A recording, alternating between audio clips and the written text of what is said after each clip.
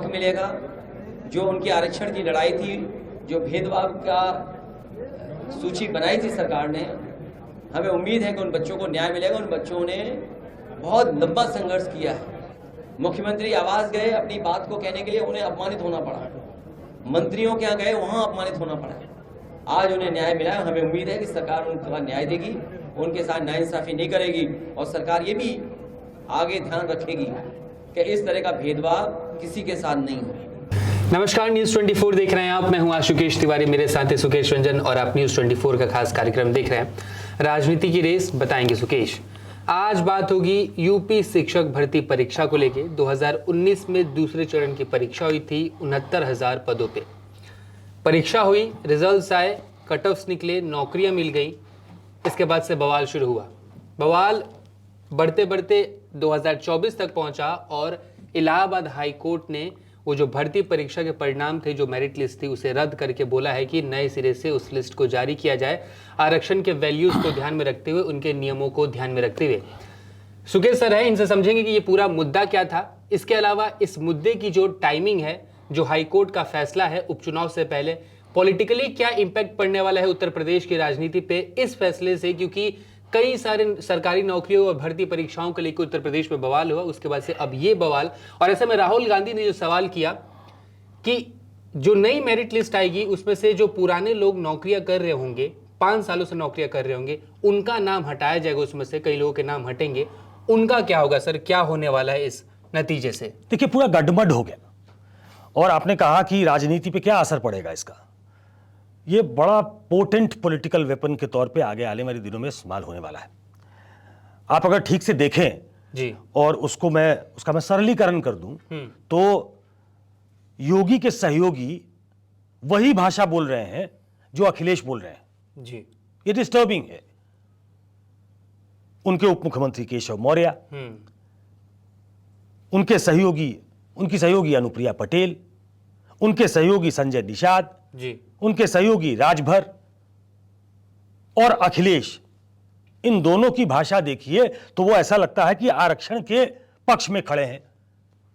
और सरकार जो है, जो हाई कोर्ट का निर्णय है, वो दिखाता है कि वो आरक्षण के विरोध में थी, क्योंकि आरक्षण का कोटा काटा गया।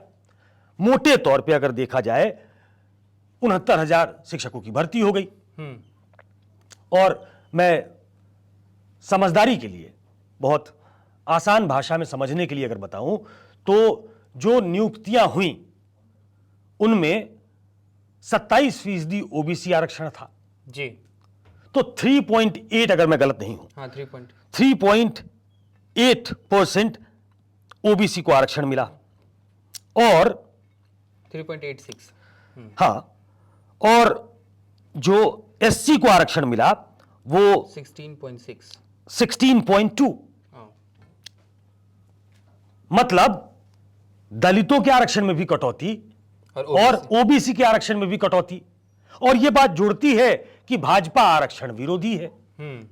यह बात चस्पा की जाएगी कि योगी दरअसल जिनको हिंदू बनाकर पेंट किया गया, वो दरअसल अगड़ी जाति को रिप्रेजेंट करते हैं।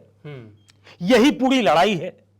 हाल के चुनाव में ये पीडीए जो एक टर्म, एक कॉइन किया गया, वो वर्क किया है। 10 विधानसभा के उपचुनाव है, 27 में उत्तर प्रदेश का चुनाव है जी। ये सब में वो रोल प्ले करेगा। हुआ दरअसल ये है, पहले राजनीति पे बाद में जाएंगे, पहले मैं समझा दूं। 69,000 शिक्षकों की भर्ती हुई जी। कट ऑफ लिस्ट निकला। अब मान लीजिए कि आप अगड़ी जाति से आते हैं, मैं पिछड़ी जाति से आता हूं। अब कट ऑफ लिस्ट मान लीजिए कि 50 नंबर, एक फर्ज करिए कि 50 कट ऑफ लिस्ट है। ठीक। आपने 52 पाया, आप सेलेक्ट हो गए। नहीं, 50 की जगह 52 पाए तो आप सेलेक्ट हो गए। जी जी। मैं ओबीसी हूं या एससी हूं, मैंने भी 52 पाया तो मैं भी सेलेक्ट हो गया जी। लेकिन मैं किस कोटे के तहत सेलेक्ट हुआ? मैं मेरिट में सेलेक्ट हुआ। लेकिन जो सरकार के हिसाब से जो आंकड़ा जारी हुआ, जो सरकार ने बताने की कोशिश की, मुझे ओबीसी कैटेगरी में या एससी कैटेगरी में डाल दिया गया, क्योंकि मैं उस जाति से बिलोंग करता हूं। ओके। घालमेल वहां हुआ है। और उसके बाद कुछ लोग अग्रीव्ड पार्टी चली गई कोर्ट ने निर्णय दिया कि नहीं, इसको आप ठीक करें। अगर मैं मेरिट लिस्ट पे गया हूं तो मुझे किसी कोटे के तहत आपने क्यों डाला, इंक्लूड नहीं करना चाहिए। यही पूरा मसला है। और इस मसले पे कोई ये नई लड़ाई हो गई ऐसी नहीं, बहुत दिनों से ये लड़ाई चल रही थी। चूंकि हाई कोर्ट का फैसला आ गया, इसकी चर्चा हो रही है।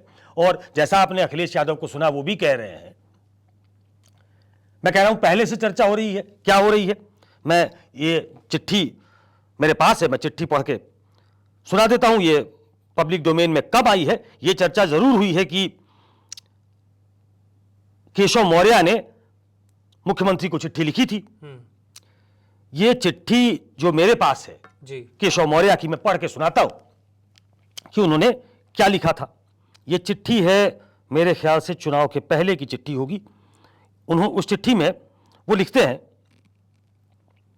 माननीय मुख्यमंत्री जी, 69,000 शिक्षक भर्ती के में आरक्षण की विसंगति के उपरांत चयनित 6800 आरक्षित वर्ग के अभ्यर्थियों की नियुक्ति किए जाने एवं 68,500 शिक्षक भर्ती परीक्षा 2018 के उत्तीर्णांक में अत्यंत पिछड़ा वर्ग के अभ्यर्थियों के लिए 5% की छूट देते हुए उत्तीर्ण कर संशोधित परिणाम जारी करने के लिए माननीय राष्ट्रीय पिछड़ा वर्ग आयोग नई दिल्ली एवं माननीय राज्य पिछड़ा वर्ग आयोग लखनऊ के आदेश संस्तुति के अनुपालन किए जाने एवं प्रार्थीगणों के प्रार्थना पत्र संलग्न कर भेज रहा हूं। आरक्षण का यह प्रकरण विगत काफी दिनों से निस्तारित न होने के कारण प्रार्थीगण काफी आंदोलित हैं। अनुरोध है, कृपया संगणक में उल्लिखित बिंदुओं पर विचार करते हुए प्रकरण का समयबद्ध नियमानुसार निस्तारण कराने का कष्ट करें, जिससे आरक्षित वर्ग के प्रार्थीगणों का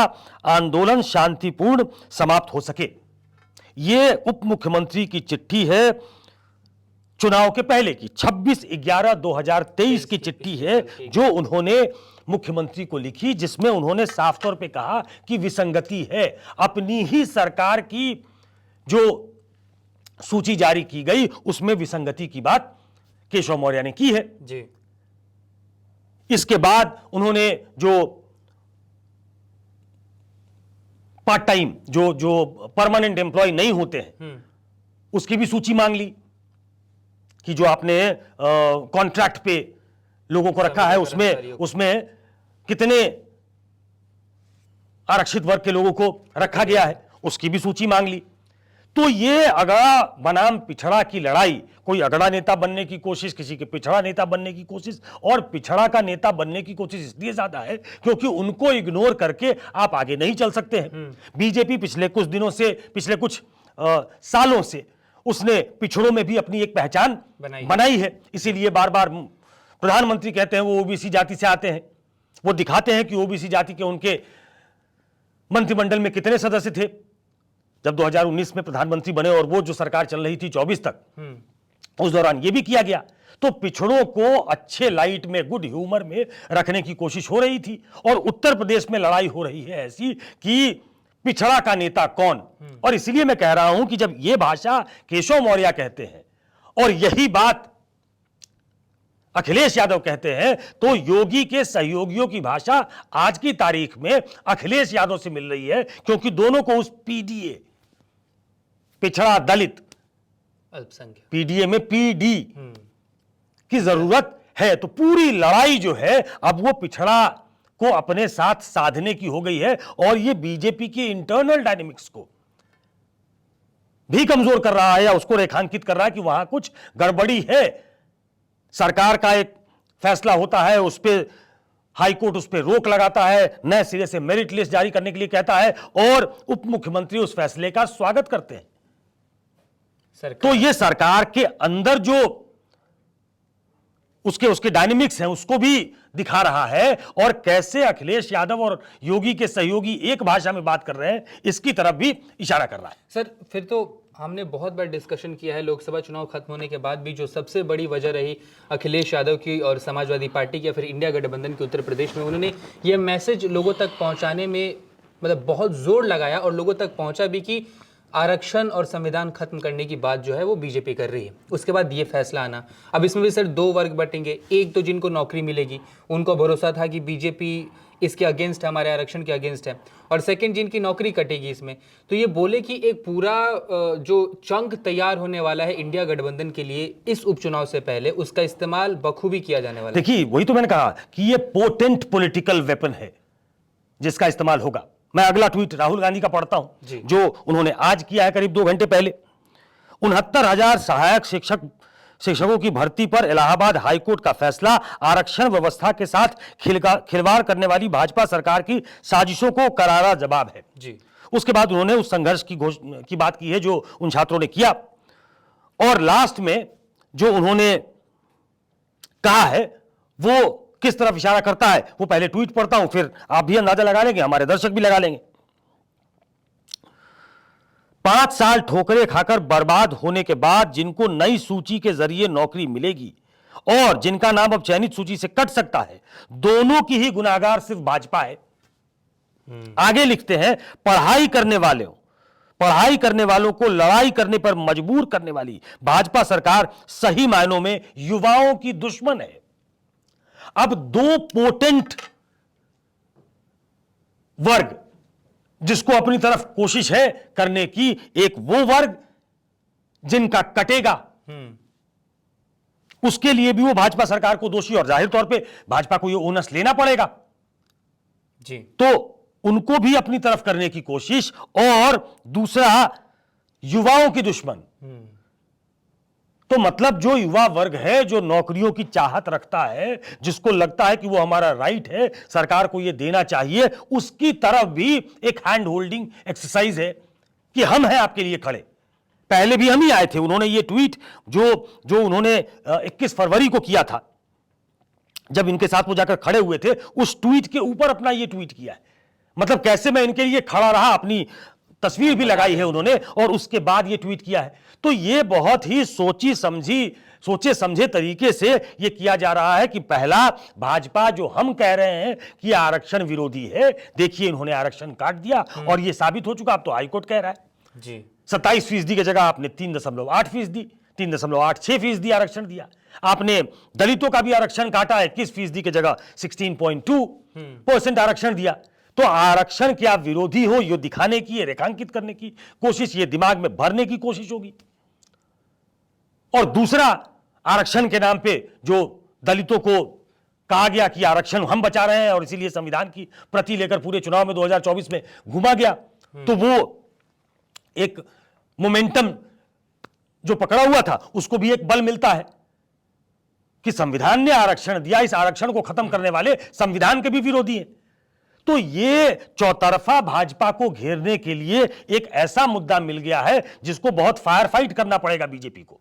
मुझे ऐसी जानकारी मिली है कि मुख्यमंत्री भी इस पे अपना माइंड अप्लाई कर रहे हैं। किसने उनको भ्रमित किया, किसने उनको ये बताया कि आरक्षण की, देखिए ये सीधे सीधे आरक्षण का मामला है, उसके साथ आप खिलवाड़ नहीं कर सकते जी।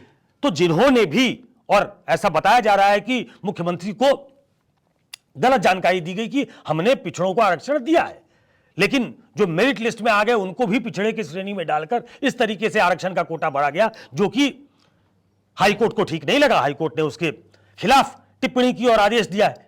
तो ये एक, मैं कह रहा हूं कि पोटेंट पॉलिटिकल वेपन के तौर पे ये इस्तेमाल होने वाला है। आने वाले चुनाव में भी होगा, 2027 के चुनाव में भी होगा। और सिर्फ चुनाव नहीं, ये उत्तर प्रदेश का चुनाव नहीं, ये दरअसल जितने चुनाव होंगे, हर जगह ओबीसी है, हर जगह दलित है, तो इसको पैन इंडिया भुनाने की कोशिश होगी और आरक्षण विरोधी भाजपा को बताने की कोशिश होगी। इसी बहाने जो संघ प्रमुख हैं उनका बयान याद कराया जाएगा। 2015 में उन्होंने बिहार में जब चुनाव थे तब उन्होंने क्या कहा था, रिविजिट करने की जरूरत है जी रिजर्वेशन को। तो ये तमाम चीजें होंगी जो बीजेपी को बैकफुट पे डालेंगी और जो उनके विपक्ष में पार्टी खड़ी है, मोहन भागवत के शब्दों में कहे जो उनके प्रतिपक्ष में खड़ी है, उसको एक मौका देगी कि वो सरकार पे, इनकम्बेंट गवर्नमेंट पे दबाव बनाए और ये बताएं कि आपने ये गलती की है और ये गलती आपने जानबूझकर की है। आपने आरक्षण को खत्म करने की